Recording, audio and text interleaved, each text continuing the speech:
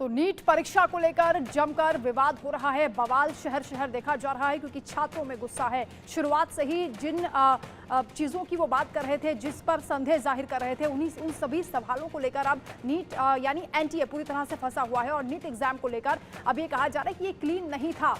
आशुतोष झा जी हमारे साथ जुड़ रहे हैं, शिक्षाविद हैं, आपका स्वागत है। सुनील नैन जी हमारे साथ हैं, डायरेक्टर हैं बीवाइस क्लासेस के, आपका भी स्वागत। और रितेश मिश्रा संवाददाता पटना से हमारे साथ लाइव है। सबसे पहले रितेश आपका रुख करते हुए, क्योंकि पटना में हमने देखा है तस्वीरों के जरिए कई जगह पर छात्र आगजनी करते हुए दिखाई दिए, पुतला उन्होंने फूका है और लगातार एनटीए को लेकर वो सवाल उठा रहे हैं, इस परीक्षा पर सवाल उठा रहे हैं। अब सीबीआई जांच की मांग की जा रही है क्योंकि धीरे धीरे जो धांधली की परतें हैं वो खुलनी शुरू हो गई हैं। पेपर लीक का ये पूरा मामला है।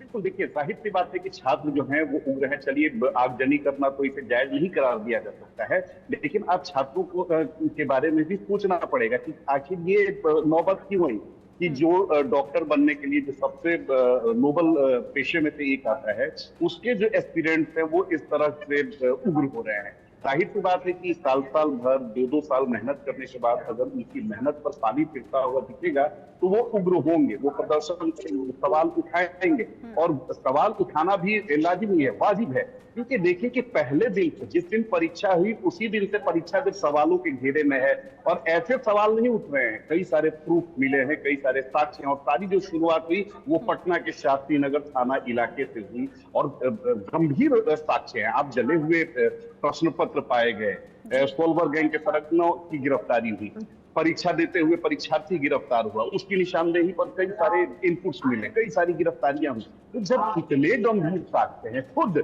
जो एसएचओ हैं शास्त्री नगर थाना के अमर कुमार, उन्होंने वादी बनकर उन्होंने पूरा मामला जो है एफआईआर दर्ज कराया है, सारे लोगों की गिरफ्तारी होगी। मामला जो है ईओयू के पास है, ईओयू ने 9 छात्रों को फिर नोटिस भी भेजा है। मंगलवार और बुधवार को उनसे पूछताछ होगी। तो सिलसिलेवार तरीके से सिर्फ पटना ही नहीं, आप देखिए कि गोधरा से इसके साथ लिंक अप है, इसके बाद झज्जर में, देश के अन्य हिस्सों से।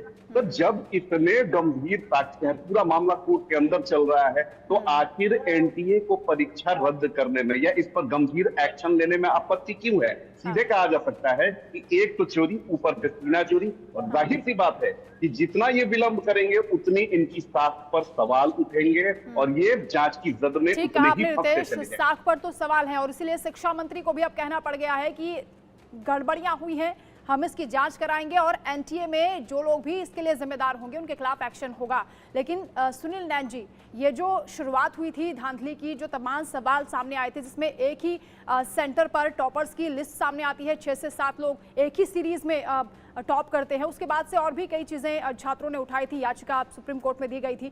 लेकिन खाली ग्रेस मार्क्स हटाने से या स्कोर कार्ड रद्द कर देने से दोबारा एग्जाम कराने की जो बात 1563 छात्रों की गई है, इतने भर से काम नहीं चलेगा। सीबीआई जांच की मांग उठा रहे हैं छात्र। वंदना जी, देखिए स्टार्टिंग से ही हम देख रहे हैं कि एनटीए और एजुकेशन मिनिस्ट्री बचने की कोशिश कर रहा है। और जैसे अभी सबसे पहले एनटी ने बोला कि कोई भी धांधली नहीं हुई है, बिल्कुल ट्रांसपेरेंसी के साथ एग्जाम हुआ है। तो फर्स्ट पॉइंट उन्होंने माना कि 1563 बच्चों को ग्रेस देने का मेथड गलत था और इसमें भी शक है कि 1563 या 15,000 बच्चे हैं।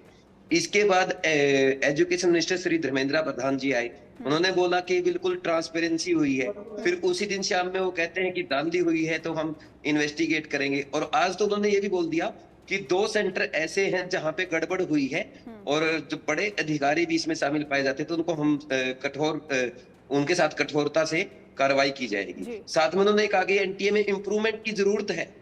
आप देखिए धीरे धीरे सारी बातें मान रहे हैं, बस बच्चों को पीसफुल प्रोटेस्ट करना है और हमें अपने कैंपेन को चलाते रहना है। जैसा कि हम फर्स्ट डे से इंडिया न्यूज से ये मुहिम स्टार्ट हुई थी, आपके प्राइम शो अर्ध सत्य से राणा यशवंत सिंह ने हमारी आवाज उठाई थी 7 जून से, तब से ये देखिए धीरे धीरे अब रीनीट की तरफ बढ़ रहे हैं। इनका ये मानना है कि रीनीट हम नहीं कराएंगे, लेकिन आप देखो धीरे धीरे प्रेस रिलीज कर रहे हैं। मैं इनका नेक्स्ट स्टेप आपको बताऊं, अभी इन्होंने 1563 का रीनीट कराने की बात बोली है। अभी ये 2 सेंटर फिर 6 सेंटर पे आएंगे कि 6 सेंटर का रीनीट करा देंगे। और बच्चों ने अगर पेशेंस रखा, 8 जुलाई तक अगर हमने पेशेंस रखा तो डेफिनेटली 23 लाख बच्चों का रीनीट एग्जाम होगा। तो आपके चैनल के माध्यम से बच्चों से, बच्चों के पेरेंट्स से, सभी टीचर से, जो भी इस मुद्दे से जुड़े हैं, भारत देश के हर नागरिक से मैं कहूंगा आप पेशेंस रखें, धैर्य रखें, पूरा तसल्ली मैं आपको देता हूँ, री-नीट एग्जाम होगा और जी। 23 लाख बच्चों का होगा। हाँ। ये थोड़ा अपना धीरे-धीरे प्रेशर रिलीज करने की कोशिश कर रहे हैं। इसके अलावा एंटी एजुकेशन मिनिस्ट्री और कोई कोशिश नहीं कर रहा है। डॉक्टर बनाने के लिए जो ये एग्ज़ाम होता है बहुत कठिन, इसके लिए मेहनत करनी पड़ती है आशुतोष जी, और इसीलिए छात्रों का गुस्सा फूटा है कि इतनी मेहनत करने के बाद भी अगर पेपर लीक हो जाता है, इस तरह की धांधली होती है। और जो जल्दबाजी में जिस दिन इलेक्शन का रिजल्ट आया उस दिन रिजल्ट घोषित कर दिया गया, उस दिन से ही यह महसूस होने लगा था कि कुछ ना कुछ पर्देदारी है जो खुलकर अब सामने आ रही है। गोधरा से पटना तक जो ये चेन ऑफ सीक्वेंस दिखाई देता है वो सब बता रहा है, पूरी चीज़ें एक्सपोज हो रही हैं। ये बिल्कुल सही कहा आपने। कोई भी जो विद्यार्थी होता है वो पूरे 1 साल, पूरे 2 साल तपस्या करके, दुनिया से सारे संपर्क त्याग करके, वो बहुत मेहनत करके नीट की तैयारी करता है। और जब उसे नीट में अच्छे मार्क्स आते हैं तो वो सपने बुनता है कि मैं अपने मनपसंद सरकारी मेडिकल कॉलेज में जाऊंगा, एम्स में दाखिला लूंगा, समाज का, माता पिता का, टीचर्स का, सबका नाम रोशन करूंगा। लेकिन जब रिजल्ट आता है तो उसके सभी सपने चकनाचूर हो जाते हैं। और गलती, गुनहगार कौन है उसके लिए? गलती किसकी है? तो सिर्फ और सिर्फ एनटीए की। एनटीए ने इतनी बड़ी धांधली की, तो इन सब की वजह से पूरे देश में बीइंग अ टीचर, जितने भी टीचर्स हैं, जितने भी अभिभावक हैं, बच्चे हैं, वो सब लोग इसके लिए हंगामा कर रहे हैं। मैं सबसे बस यही गुजारिश करूंगा कि सब लोग पीसफुली प्रोटेस्ट करें, और यही कहना चाहूंगा कि हमारी थोड़ी सी जीत हुई है और अभी बाकी है। अभी हमने आधे रास्ते ही चले हैं, हम लोग आधे रास्ता भी बाकी है। बहुत ही इत्मीनान से इंतजार करना है। पीसफुली हम लोग रहेंगे तो हमें बहुत ही अच्छा फैसला मिलेगा। और मेरी ये विनती है, निवेदन है भारत के जो शिक्षा मंत्रालय है उनसे और सुप्रीम कोर्ट से कि सभी 23 लाख बच्चों के लिए नीट की एग्जाम कराई जाए। अभी 2 अहम मुद्दे हैं, एक तो पेपर लीक का है, दूसरा है सेंटर मैनेज का। हाँ। मैं खुद पटना का भी रहने वाला हूं, तो आपको बता दूं कि पटना का जो शास्त्री नगर थाना है वहां पर केस नंबर 358/2024 दर्ज है, जिसमें आईपीसी के सेक्शन 408, 407, 409 और 120 बी के तहत एफआईआर दर्ज किया गया।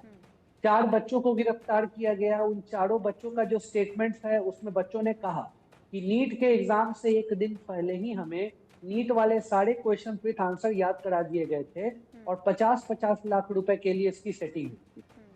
इतने सारे साक्ष्य होने के बाद भी अगर एनटीए ये कबूल नहीं कर रहा है तो ये बहुत बड़ा दुर्भाग्य है कि बच्चों के साथ इतना बड़ा अन्याय हो रहा है, और इसके लिए जिम्मेदारी कौन है? इसीलिए ये सारे सबूतों को मद्देनजर रख के मैं वही चाहूंगा कि सुप्रीम कोर्ट में जो याचिकाएं आई हैं, सुप्रीम कोर्ट का जैसे ही ध्यान इसके तरफ जाएगा तो हम लोग ऐसी उम्मीद कर रहे हैं कि रीनीट एग्जाम होगा और जितने भी बच्चे हैं, मेधावी बच्चे हैं, उन सभी लोगों को न्याय मिलेगा।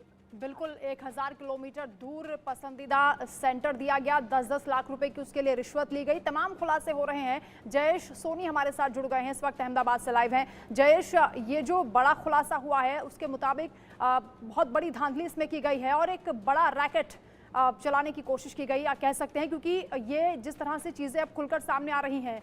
जयेश, ये भी क्या माना जाए कि पेपर लीक हुआ और उसके पीछे भी कई ऐसे किरदार हो सकते हैं जिनका सामने आना बाकी, हालांकि कई लोगों की गिरफ्तारियां हुई हैं, उनसे पूछताछ में क्या खुलकर सामने आ रहा है? जी बिल्कुल, मैं आपको बता दूं कि अभी तक जो आरोपी पकड़े गए थे, जो गोधरा कांड से जो आरोपी पकड़े गए थे, 5 आरोपियों को गिरफ्तार किया गया था जिस दिन ये एग्जाम हुई थी उसी दिन। और उसके बाद उसकी रिमांड भी ली गई थी और रिमांड के बाद कोर्ट ने उसको न्यायिक हिरासत में भेज दिया। लेकिन रिमांड के बाद क्या खुलासे हुए हैं, इन लोगों ने क्या कुछ जो बयान दिए हैं, इस बात का कोई खुलासा पुलिस नहीं कर रही है। दूसरा ये है कि जिस दिन ये पकड़े गए थे उसी दिन 30 लोगों के खिलाफ जो पूरी लिस्ट मोबाइल से मिली थी आरोपियों के, वो 30 स्टूडेंट जो है वो भी यहाँ पर सेंटर पर मौजूद थे, लेकिन उनको किसी तरह की कोई रोकथाम नहीं हुई, उसको किसी को रोका नहीं, इसके किसी से पूछताछ नहीं हुई। पुलिस कहीं ना कहीं भी इस मामले को दबाने की कोशिश कर रही है, ऐसा फिलहाल लग रहा है। और इसके बाद ये जब मामला तूल पकड़ रहा है तब ये पुलिस का यही एक ही बयान है कि हमारी जांच चल रही है। अभी तक जो 30 आरोपी स्टूडेंट्स हैं, उन आरोपी स्टूडेंट्स के एड्रेस भी पुलिस के पास नहीं है, जबकि 10-10 लाख रुपए उन्होंने चुकाए थे एजेंट को। वो पूरा जो प्रूफ है, वो चेक सारे पुलिस ने पहले ही बरामद कर लिए हैं। कैश जो टीचर्स था उसके गाड़ी से कैश बरामद की गई थी, लेकिन उसके बाद आगे कोई भी खुलासा जो गोधरा पुलिस है वो नहीं कर रही है। कहीं ना कहीं ये ऐसा लग रहा है कि ये जो पूरा मामला है उसके साथ पुलिस की भी मिलीभगत हो चुकी है और पुलिस इस मामले में आगे कोई भी पुख्ता जो इन्वेस्टिगेशन है वो नहीं कर रही है। ये एक ही मामला है कि जो गोधरा से सामने आया है, ऐसे बहुत सारे सेंटर हो सकते हैं जहां से कोई भी खुलासा अभी तक नहीं हुआ है। और वहां पर इस तरह की सेटिंग से जो शीट होती है, यानी जो मूल प्रश्न पत्र होता है, वो भी एनटीए ने उपलब्ध नहीं कराया। पुलिस ने यह भी शिकायत की है कि एनटीए की ओर से मदद नहीं की गई, जिस तरह का कॉपरेशन यहाँ दिखाई देना चाहिए था। इस पर आशुतोष जी ये भी समझना चाहेंगे कि क्या ये पहली ऐसी परीक्षा है जिसमें परीक्षा लेने वाले ही फेल हो गए?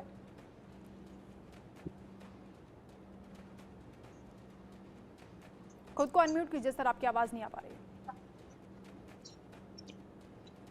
है। एनटीए का बिल्कुल सही सवाल है। एनटीए के मेन दो काम हैं। एक तो है जो 23 लाख बच्चे थे उन्हें सही समय पे क्वेश्चन पेपर और ओएमआर प्रोवाइड करना, और दूसरा उनका जो रिजल्ट है बड़े अच्छे से कंपाइल करना।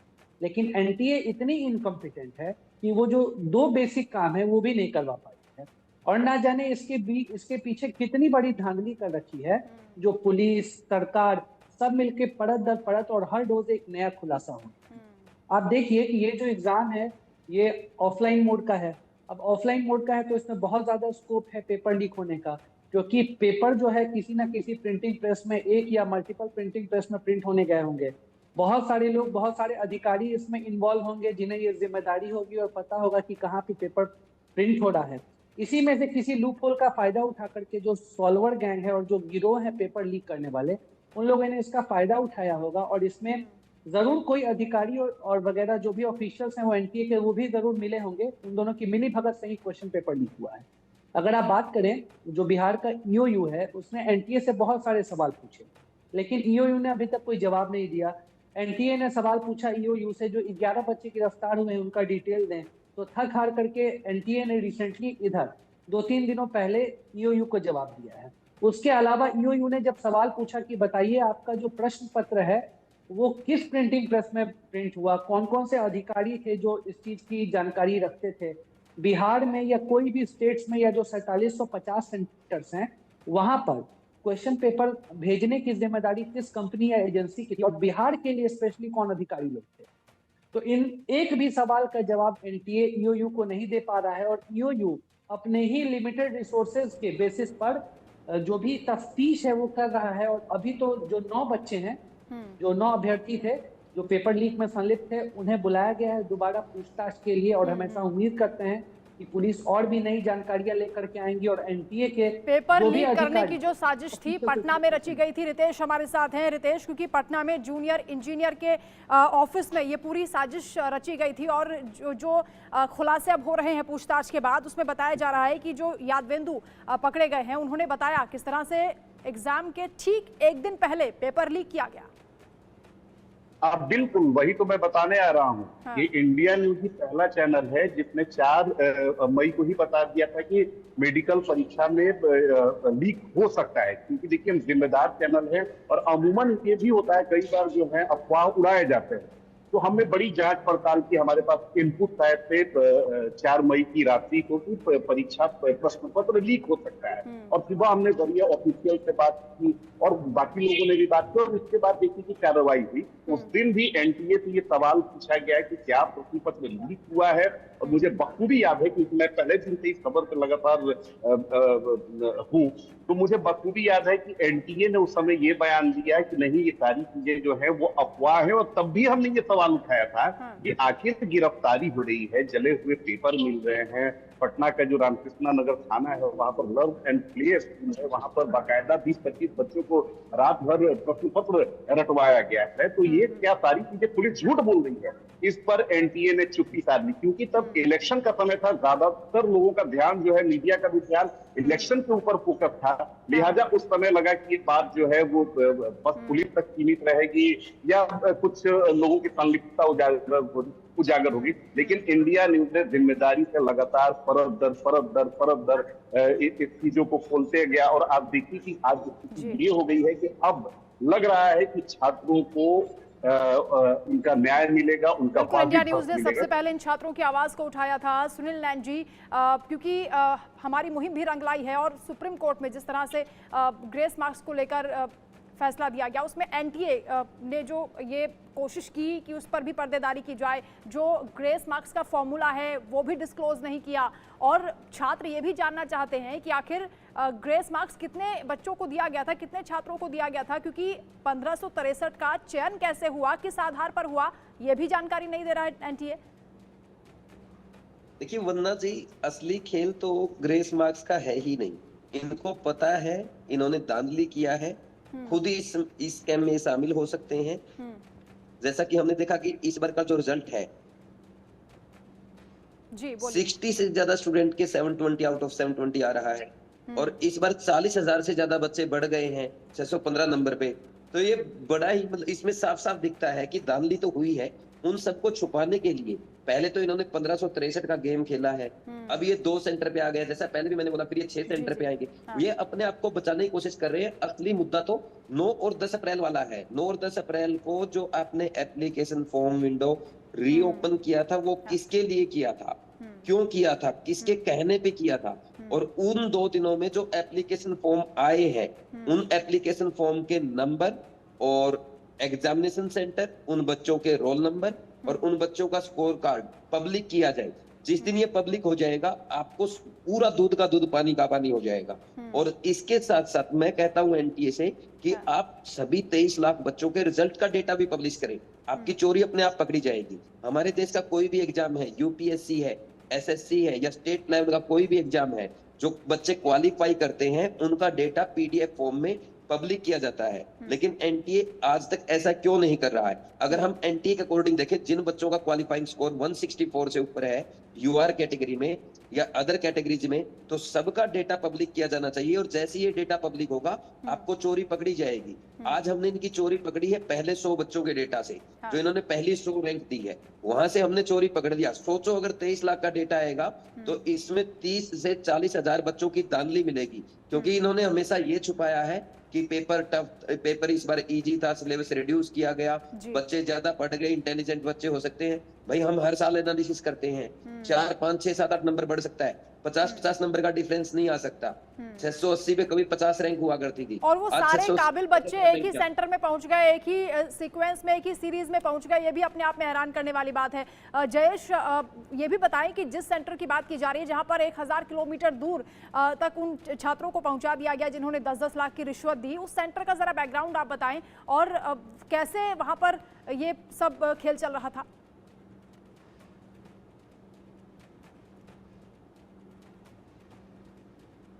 जयेश, आप सुन पा रहे हैं? जयेश के पास आवाज नहीं पहुंच पा रही है, लेकिन कुल मिलाकर ये जो बड़ी धांधली हुई है, पेपर लीक का मामला अब खुलकर सामने आने लगा है, और अब सीबीआई जांच की जो मांग है वो छात्रों की ओर से की जा रही है। नई नई याचिकाएं सुप्रीम कोर्ट में पहुंच रही हैं, और 8 जुलाई का इंतजार रहेगा जब सुप्रीम कोर्ट इस पूरे मामले को लेकर क्लब करके इन सभी याचिकाओं